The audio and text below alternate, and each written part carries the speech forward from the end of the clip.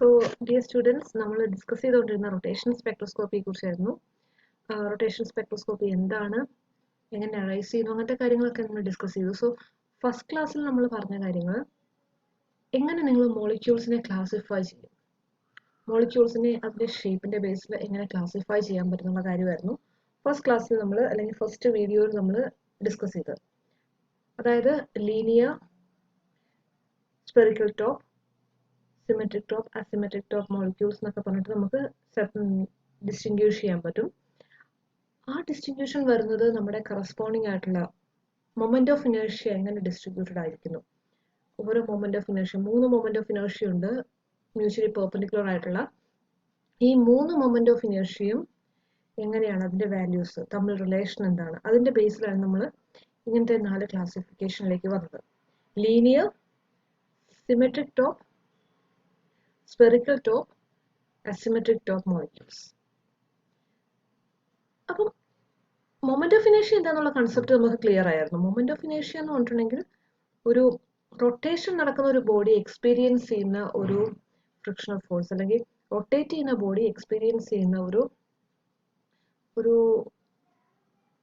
Force that check the rotational motion of the molecule, that stops or try to stop the rotational motion of the molecule, or try to stop the acceleration of rotating molecule.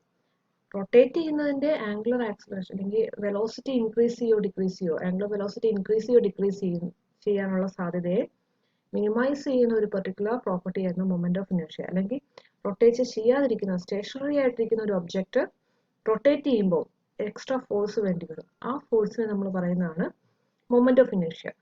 Similar to inertia എന്ന് പറഞ്ഞ കൺസെപ്റ്റിന് similar തന്നെയാണ് moment of inertia. Inertia എന്ന് പറഞ്ഞാൽ ഏത് മോഷനും നമ്മൾ use ചെയ്യും. മൊമെന്റ് ഓഫ് ഇനേർഷ്യ നമ്മൾ ബേസിക് ആയിട്ട് റൊട്ടേഷണൽ മോഷന് വേണ്ടി മാത്രം യൂസ് ചെയ്യുന്ന ഒരു കൺസെപ്റ്റാണ്. സോ റൊട്ടേറ്റ് ചെയ്യണമെങ്കിൽ ആ മോളിക്യൂൾ എപ്പോഴും ഒരു മൊമെന്റ് ഓഫ് ഇനേർഷ്യ എക്സ്പീരിയൻസ് ചെയ്യും. ഏത് മോളിക്യൂളും റൊട്ടേറ്റ് ചെയ്യുന്നതിന് മുമ്പ് ഒരു മൊമെന്റ് ഓഫ് ഇനേർഷ്യ എക്സ്പീരിയൻസ് ചെയ്യും. കാരണം റൊട്ടേറ്റ് ചെയ്യുന്ന ഏതൊരു ബോഡിക്കും എക്സ്പീരിയൻസ് ചെയ്യുന്ന ഒരു ഫോഴ്സ് ആണത്. ഇനേർഷ്യ ഓഫ് കോഴ്സ് ഫിസിക്സിൽ നമ്മൾ പഠിക്കുന്നതാണ് എപ്പോഴും ഒരു ബോഡി എക്സ്പീരിയൻസ് ചെയ്യുന്നത്. ഇനി റൊട്ടേഷണൽ മോഷൻ നമ്മൾ സ്റ്റഡി ചെയ്യുന്നു, അല്ലെങ്കിൽ റൊട്ടേഷൻ സ്പെക്ട്രോസ്കോപ്പി നമ്മൾ സ്റ്റഡി ചെയ്യുമ്പോൾ നമ്മുടെ രണ്ടാമത്തെ ക്വസ്റ്റ്യൻ, റൊട്ടേഷൻ നടക്കുന്ന എല്ലാ മോളിക്യൂൾസും നമുക്ക് റൊട്ടേഷണൽ സ്പെക്ട്രോസ്കോപ്പിൽ സ്റ്റഡി ചെയ്യാൻ പറ്റുമോ, മോളിക്കുലർ സ്പെക്ട്രോസ്കോപ്പിക് ആസ്പെക്ട്സ് യൂസ് ചെയ്ത് നമുക്ക് സ്റ്റഡി ചെയ്യാൻ പറ്റുമോ എന്നുള്ളതാണ് രണ്ടാമത്തെ ക്വസ്റ്റ്യൻ വരുന്നത്. Whether it is possible. ആ ഒരു ക്വസ്റ്റ്യൻ വരുമ്പോൾ നമ്മുടെ റൊട്ടേഷണൽ സ്പെക്ട്രോസ്കോപ്പി നമുക്ക് കിട്ടണമെങ്കിൽ, അല്ലെങ്കിൽ മൈക്രോവേവ് സ്പെക്ട്ര വെച്ച് നമുക്കൊരു മോളിക്യൂളിനെ സ്റ്റഡി ചെയ്യാൻ പറ്റണമെങ്കിൽ ദ ബേസിക് കണ്ടീഷൻ ഈസ് നമ്മൾ യൂസ് ചെയ്യുന്ന ഒരു റേഡിയേഷൻ ഉണ്ട്. നമ്മളൊരു റേഡിയേഷൻ ഉപയോഗിച്ച് നമ്മുടെ സാമ്പിളിനെ ഇറേഡിയേറ്റ് ചെയ്യുകയാണ് സാധാരണഗതിയിൽ സ്പെക്ട്രോസ്കോപ്പിയിൽ നമ്മൾ ചെയ്യുന്നത്. നമ്മൾ യൂസ് ചെയ്യുന്ന ഈ ഇലക്ട്രോ മാഗ്നറ്റിക് റേഡിയേഷനുമായിട്ട് ആ മോളിക്യൂളിന് ഇന്ററാക്ട് ചെയ്യാൻ പറ്റിയാൽ മാത്രമേ നമുക്ക് റൊട്ടേഷണൽ സ്പെക്ട്രോസ്കോപ്പി കിട്ടുള്ളൂ, ആ മോളിക്യൂൾ റൊട്ടേഷണൽ സ്പെക്ട്രോസ്കോപ്പി കിട്ടുള്ളൂ. റൊട്ടേഷൻ നടക്കാതിരിക്കാം. റൊട്ടേഷൻ നടക്കുമ്പോൾ ആ മോളിക്യൂളിൽ എന്തെങ്കിലും പ്രോപ്പർട്ടി വേരി ചെയ്യണം. ആ പ്രോപ്പർട്ടിയിലെ വേരിയേഷൻ കാരണം it should be able to interact with the applied electromagnetic radiation. നമ്മൾ മൈക്രോവേവ് റീജിയനിലുള്ള റേഡിയേഷൻ ആണ് അപ്ലൈ ചെയ്യുന്നത്. ഈ റേഡിയേഷനുമായിട്ട് ഇന്ററാക്ട് ചെയ്യാൻ നമ്മളുടെ റൊട്ടേറ്റിംഗ് മോളിക്യൂളിന്റെ എന്തെങ്കിലും പ്രോപ്പർട്ടി വേണം. അതുകൊണ്ട് തന്നെ നമ്മൾ ഇന്ന് ഡിസ്കസ് ചെയ്യാൻ പോകുന്നത് the interaction of radiation with rotating molecule. എല്ലാ മോളിക്യൂൾസും റൊട്ടേഷൻ സ്പെക്ട്ര തരുമോ? ആ ക്വസ്റ്റിനകത്ത് തന്നെയുണ്ട്, തരില്ല. എല്ലാ മോളിക്യൂളും റൊട്ടേഷൻ സ്പെക്ട്ര തരില്ല. എന്തുകൊണ്ട് എല്ലാ മോളിക്യൂളും റൊട്ടേഷൻ സ്പെക്ട്ര തരില്ല? റൊട്ടേഷൻ സ്പെക്ട്ര തരാൻ സാധിക്കാത്ത മോളിക്യൂളിന് കാരണം നമ്മൾ ഇൻസിഡന്റ് ആയിട്ടുള്ള മൈക്രോവേവ് റേഡിയേഷനുമായിട്ട് നമ്മുടെ മോളിക്യൂൾ ഇന്ററാക്ട് ചെയ്യാൻ പറ്റുന്നില്ല. സോ എന്തുകൊണ്ട് ആ മോളിക്യൂൾ ഇന്ററാക്ട് ചെയ്യാൻ പറ്റുന്നില്ല, ആ കാര്യങ്ങൾ നമ്മൾ ഈ വീഡിയോയിൽ ഡിസ്കസ് ചെയ്യുന്നു.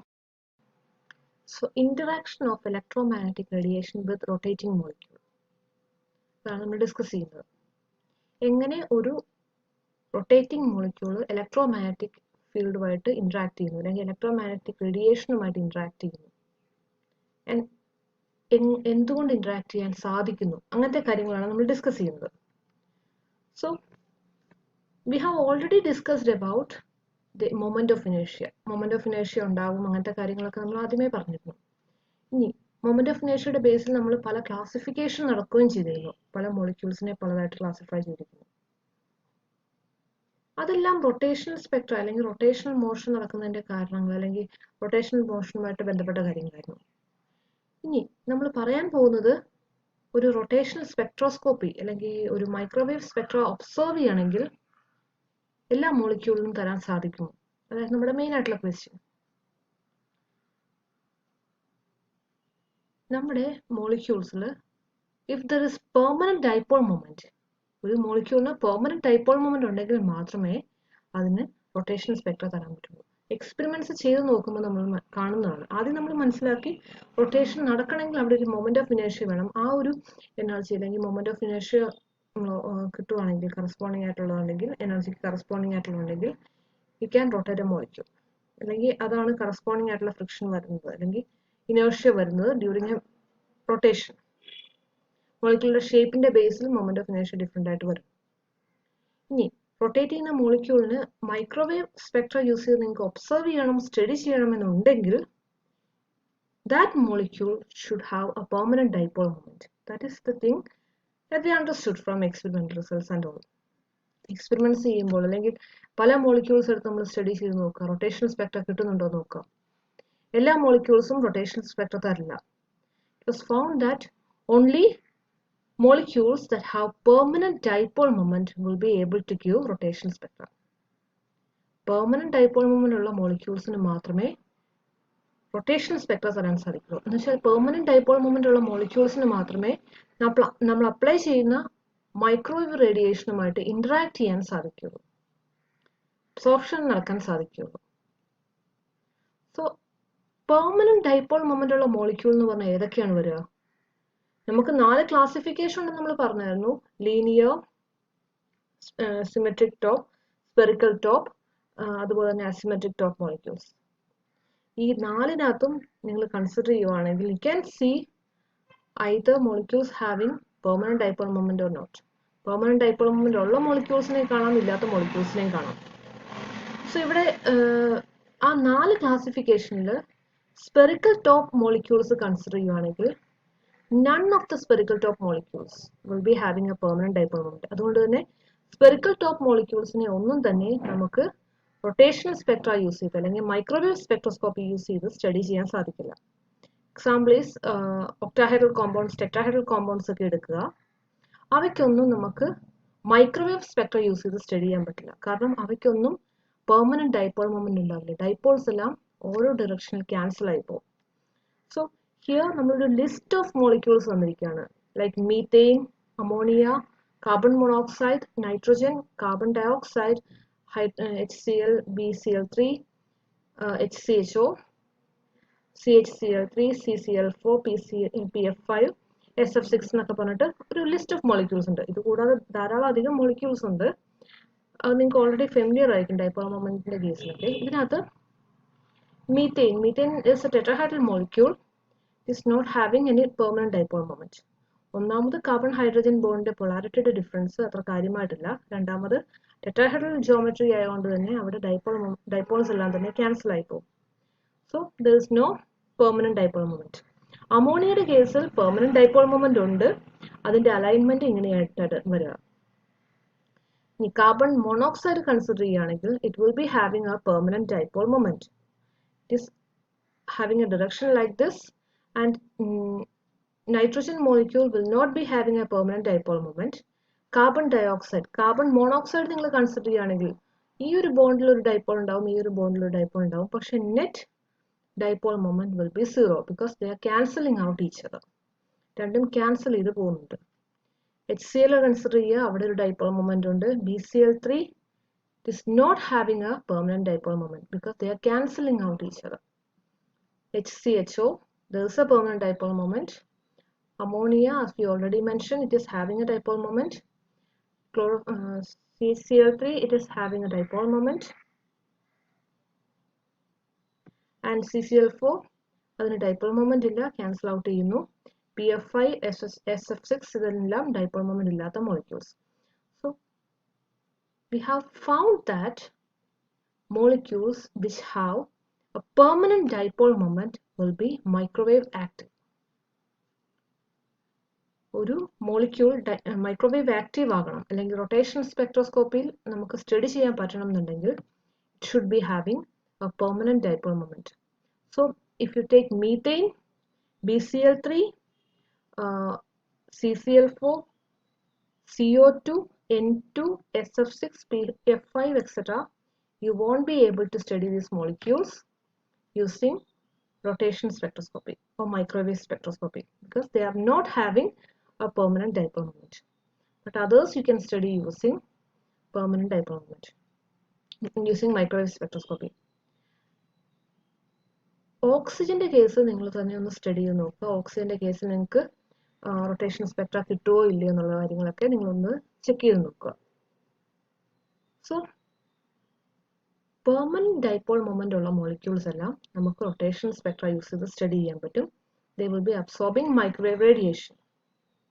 ഈ പെർമനന്റ് ഡൈപോൾ മൊമെന്റ് അല്ലെങ്കിൽ ഡൈപോൾ മൊമെന്റ് വേണം എന്നുള്ള ഒരു കമ്പൽസറി ആയിട്ടുള്ള ഒരു തിങ് ആകാൻ കാരണം എന്താണ്? What is the impact of this dipole moment of a molecule? എന്തുകൊണ്ട് ഡൈപോൾ മൊമെന്റ് ഉള്ള മോളിക്യൂൾസിന് ഇന്ററാക്ട് ചെയ്യാൻ പറ്റുന്നു? That is the next question. So dipole moment ഉള്ള മോളിക്യൂൾസ് എല്ലാം നമുക്ക് മൈക്രോവേവ് യൂസ് ചെയ്ത് സ്റ്റഡി ചെയ്യാൻ പറ്റുന്നുണ്ട്. അതെന്തുകൊണ്ട്? സോ നമ്മൾ കൺസിഡർ ചെയ്യുന്ന ഒരു ഡൈപോൾ എന്ന് പറഞ്ഞിട്ടുണ്ടെങ്കിൽ ഒരു പെർട്ടിക്കുലർ ഡിസ്റ്റൻസിൽ രണ്ട് ചാർജുകൾ സെപ്പറേറ്റഡ് ആയിട്ടിരിക്കുന്നു. ഇങ്ങനെ സെപ്പറേറ്റഡ് ആയിട്ടിരിക്കുന്നു. ഇവിടെ ഒരു പോസിറ്റീവ് ചാർജ്, ഇവിടെ നെഗറ്റീവ് ചാർജ് ആകാം. അങ്ങനെ സെപ്പറേറ്റഡ് ആയി ഒരു ഡിസ്റ്റൻസിൽ സെപ്പറേറ്റഡ് ആയിരിക്കുന്നത്. അതിനെയാണ് നമ്മൾ ഡൈപോൾ എന്ന് പറയുന്നത്.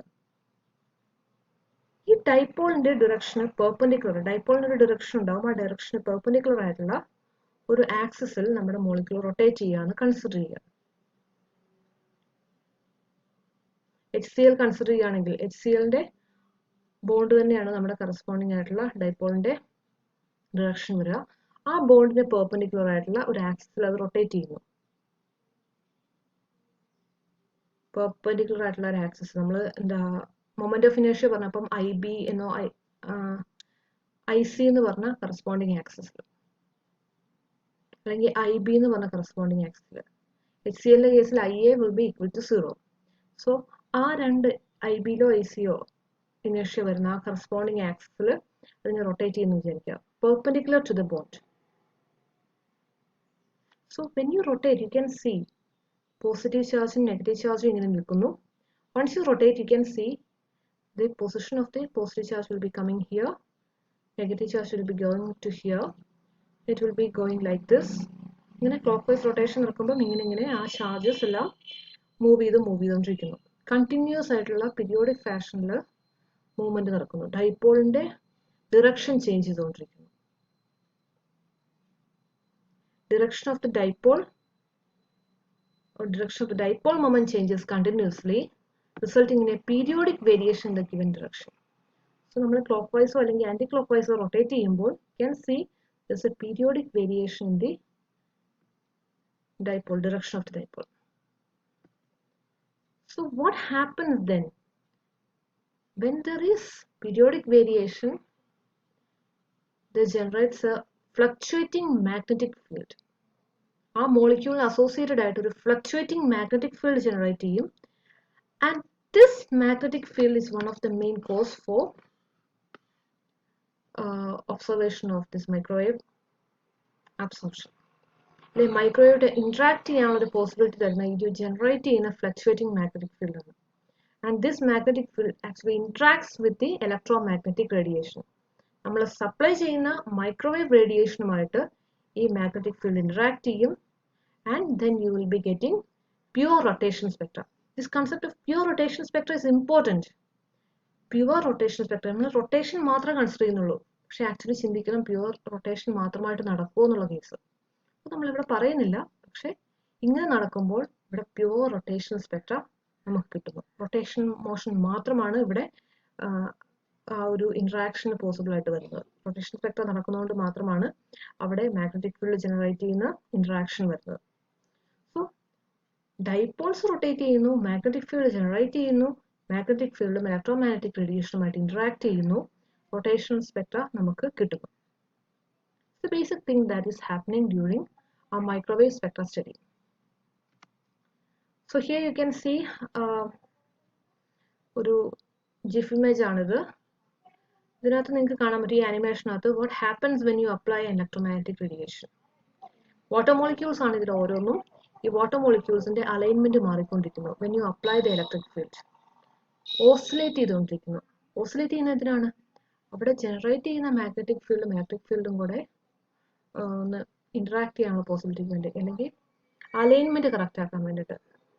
ഇതേ മോളിക്യൂൾസ് എല്ലാവർക്കും സമാധാനമായിട്ട് ജീവിക്കുക എന്നുള്ളതാണ് താല്പര്യം. അപ്പം ഇവരുടെ ഡൈപോളിനെ അപ്ലൈ ചെയ്യുന്ന മാഗ്നറ്റിക് ഫീൽഡോ അല്ലെങ്കിൽ ഇലക്ട്രോമാഗ്നറ്റിക് സ്പെക്ട്രത്തിന്റെ ആ റേഡിയേഷന്റെ മാഗ്നറ്റിക് ഫീൽഡുമായിട്ട് അലൈൻ ചെയ്യാനുള്ള ഒരു ശ്രമത്തിന് വേണ്ടി ഡൈപോൾസ് എല്ലാം ശ്രമിക്കുന്നു.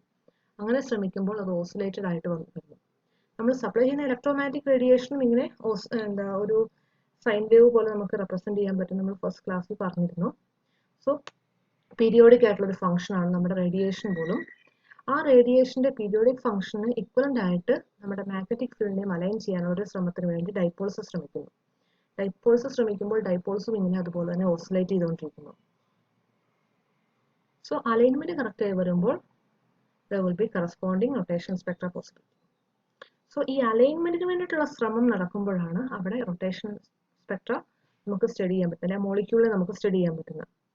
നോൺ പോളാർ ആയിട്ടുള്ള ഒരു മോളിക്യൂളിന്റെ കേസ് കൺസിഡർ ചെയ്യുവാണെങ്കിൽ, നോൺ പോളാർ മോളിക്യൂളിന്റെ കേസിൽ ഇങ്ങനെ ഒരു മാഗ്നറ്റിക് ഫീൽഡ് ജനറേറ്റ് ചെയ്യുന്ന കൺസെപ്റ്റേ വരുന്നില്ല. അവിടെ ഡൈപോളേ ജനറേറ്റഡ് ആവുന്നില്ല, അവിടെ ഒരു ഡൈപോളേ ഇല്ല.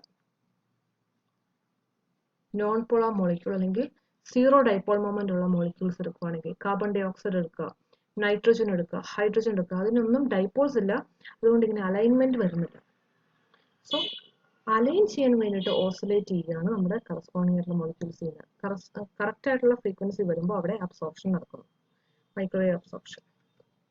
So one of the important application or important field in which we have this kind of application is microwave heating. Microwave ഓവൻസിനകത്ത് നമ്മൾ യൂസ് ചെയ്യുന്ന ഈ ഒരു പെർട്ടിക്കുലർ കൺസെപ്റ്റ് തന്നെയാണ്. മൈക്രോവേവ് റേഡിയേഷൻ യൂസ് ചെയ്ത് നമ്മൾ മോളിക്യൂൾസിന്റെ ഓസിലേഷൻ സംഭവിക്കുന്നു. So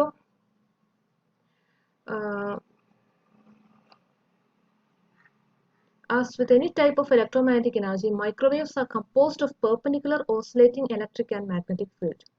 It is primarily the electric field of a microwave that interacts with the molecule, doing so through two methods. രണ്ട് മെത്തേഡ് വഴി ചെയ്യുന്നു, dipole rotation and ionic conduction. രണ്ട് method വഴിയാണ് നമ്മുടെ മൈക്രോവേവിനകത്ത് ഹീറ്റിംഗ് നടക്കുന്നത്. So here you can see a water molecule. A dipole is shown on the water molecule. Water molecule ഒരു dipole ആയിട്ട് act ചെയ്യാൻ പറ്റും due to the difference in electronegativity values of oxygen and hydrogen. With the oscillation of the electric field of the microwave, നമ്മൾ apply ചെയ്യുന്ന മൈക്രോവേവിന്റെ electric ഫീൽഡിന്റെ oscillation കാരണം the water molecule rotates back and forth constantly, trying to align its dipole with the changing field. Friction and heat result from this movement, and this will result in heating up of that particular food item. അതുകൂടാതെ ionic conduction നടക്കുന്നുണ്ട്. If there are free ions or ionic species in the reaction mixture, then microwave energy can be transferred via ionic conduction. The charged atom tries to align itself with the field, moving back and forth. Back and forth move ചെയ്ത് ആ ഒരു ഫീൽഡിലേക്ക് align ചെയ്യാനുള്ള സാധ്യതയ്ക്ക് വേണ്ടി ശ്രമിക്കും. The movement of ions in the electric field generates heat, which also affect the transfer of energy. The higher the temperature of the reaction mixture, the more efficient the transfer of energy becomes. So this is how microwave heating occurs. The molecule എടുക്കുക, നമ്മുടെ microwave heating നടക്കുന്ന system എല്ലാം തന്നെ water molecules ഉള്ളതായിരിക്കും, അല്ലെങ്കിൽ polar മോളിക്യൂൾസിന്റെ ഒരു ensemble ആയിരിക്കും. അവിടെ നമ്മൾ മൈക്രോവേവ് അപ്ലൈ ചെയ്യുമ്പോൾ എന്ത് സംഭവിക്കുന്നു? സിമിലർ ആയിട്ട് ഓസിലേഷൻ നടക്കുന്നു, അല്ലെങ്കിൽ അയോണിക് കണ്ടക്ഷൻ നടക്കുന്നു. ആ ഒരു രീതിയിൽ ഹീറ്റിംഗ് നടക്കുന്നു. So one of the important application, microwaves use ചെയ്തിട്ടുള്ള ആൾക്കാർക്കറിയാം, നമ്മൾ സാധാരണ ലാബിൽ ഒരു റിയാക്ഷൻ നടത്തുകയാണെങ്കിൽ ലാബ് വെയേഴ്സിനകത്ത് ആദ്യം ഗ്ലാസ് വെയേഴ്സ് എല്ലാം ഹീറ്റ് നടന്നു കഴിഞ്ഞിട്ടാണ് നമ്മുടെ റിയാക്ഷൻ മിക്സ്ചർ ഹീറ്റിംഗ് ആവുക. പക്ഷെ മൈക്രോവേവ് ഹീറ്റിംഗ് ചെയ്തിട്ടുള്ള ആൾക്കാർക്കറിയാം, മൈക്രോവേവ് യൂസബിൾ ആയിട്ടുള്ള യൂട്ടൻസിൽസ് ആണ് യൂസ് ചെയ്തിരിക്കുന്നതെങ്കിൽ ആ ഒരു യൂട്ടൻസിൽസ് ഹീറ്റ് ചെയ്യുന്നതിനെക്കാട്ടും ഫുഡ് ആയിരിക്കും ഹീറ്റ് ചെയ്ത് വരിക. കാരണം അത് ഈ ഒരു ആപ്ലിക്കേഷനിലാണ് വരുന്നത്. യൂട്ടൻസിൽ ഹീറ്റ് ചെയ്യേണ്ട, പകരം അതിനകത്തെ മോളിക്യൂൾസിനെ നമ്മൾ മൈക്രോവേവ് ഇട്ട് ഇൻട്രാക്ട് ചെയ്യിക്കുന്നു. ഇൻട്രാക്ട് ചെയ്യുമ്പോൾ അവിടെ ഓസിലേഷൻ നടന്നിട്ട് ഹീറ്റിംഗ് ആണ് ചെയ്യുന്നത്. സോ നമ്മുടെ തേർമൽ കണ്ടക്ടിവിറ്റി മെത്തേഡിനെക്കാട്ടും കുറച്ചും കൂടി ഇഫക്റ്റീവ് ആയിട്ടാണ് നമ്മുടെ മൈക്രോവേവ് ഹീറ്റിംഗ് നടക്കുന്നത്. പക്ഷെ one of the drawback is that നമുക്ക് എല്ലാ റിയാക്ഷൻ മിക്സ്ചേഴ്സും ഇതുപോലെ ഹീറ്റ് ചെയ്യാൻ പറ്റില്ല. ബെൻസീന് ചെയ്യുന്ന ഒരു റിയാക്ഷൻ ആണ്, അല്ലെങ്കിൽ ടൊളുവിന് ചെയ്യുന്ന ഒരു റിയാക്ഷൻ ആണെന്ന് വിചാരിക്കുക. അതെല്ലാം നോൺ പോളർ ആയിട്ടുള്ള സിസ്റ്റംസ് ആണ്. നോൺ പോളർ ആയിട്ടുള്ള സോൾവെന്റ് സിസ്റ്റത്തിൽ നമ്മൾ ചെയ്യുന്ന റിയാക്ഷൻസ് ഒന്നും തന്നെ നമുക്ക് മൈക്രോവേവ് ഹീറ്റിംഗ് ചെയ്തിട്ട് സാധാരണഗതി ചെയ്യാൻ പറ്റില്ല. കാരണം നോൺ പോളർ റിയാക്ഷൻ സിസ്റ്റം ആകുമ്പോൾ അവിടെ ഓസിലേറ്റ് ചെയ്യാനുള്ള മോളിക്യൂൾസ് ഇല്ല, ഡൈപോൾസ് ഇല്ല. അതുകൊണ്ട് തന്നെ റിയാക്ഷൻ ചെയ്യാൻ പറ്റില്ല. പക്ഷെ മൈക്രോവേവ് ഹീറ്റിംഗ് ചെയ്യുവാണെങ്കിൽ നമുക്ക് അക്വസ് ഫേസിലുള്ള റിയാക്ഷൻസ്, അങ്ങനത്തെ റിയാക്ഷൻസ് എല്ലാം നമുക്ക് മൈക്രോവേവ് ഹീറ്റിംഗ് വഴി ഈസി ആയിട്ട് ചെയ്ത് തീർക്കാൻ പറ്റും. Which is one of the important advantage. വളരെ ഫാസ്റ്റ് ആയിട്ടുള്ള reactions ആയിരിക്കും. If you are going through the literature, you can see large number of reactions occurring through microwave methods. Microwave heating method വഴി large amount of reactions നടക്കുന്നത് കാണാൻ പറ്റും. പക്ഷെ അവിടെയെല്ലാം polar molecules വേണം എന്നുള്ളൊരു ഇമ്പോർട്ടൻറ്റ് കൺസെപ്റ്റ് ആണ്. ബിക്കോസ് പോളാർ മോളിക്യൂൾസ് ഉണ്ടെങ്കിൽ ഇങ്ങനെ അലൈൻമെന്റിന്റെ ഒക്കെ പ്രശ്നം, അല്ലെങ്കിൽ അലൈൻമെന്റ് നടക്കുകയുള്ളൂ, ഹീറ്റിംഗ് നടക്കുകയുള്ളൂ. So that is regarding the microwave heating and the principle behind microwave heating. And in this video we have discussed about the interaction of electromagnetic radiation with rotating molecule. എങ്ങനെ electromagnetic radiation rotating മോളിക്യൂളുമായിട്ട് interact ചെയ്യുന്നു എന്നുള്ള കാര്യം ഈ വീഡിയോയിൽ ഞാൻ discuss ചെയ്തിട്ടുണ്ട് already. I hope it is clear. And that's all. Thank you.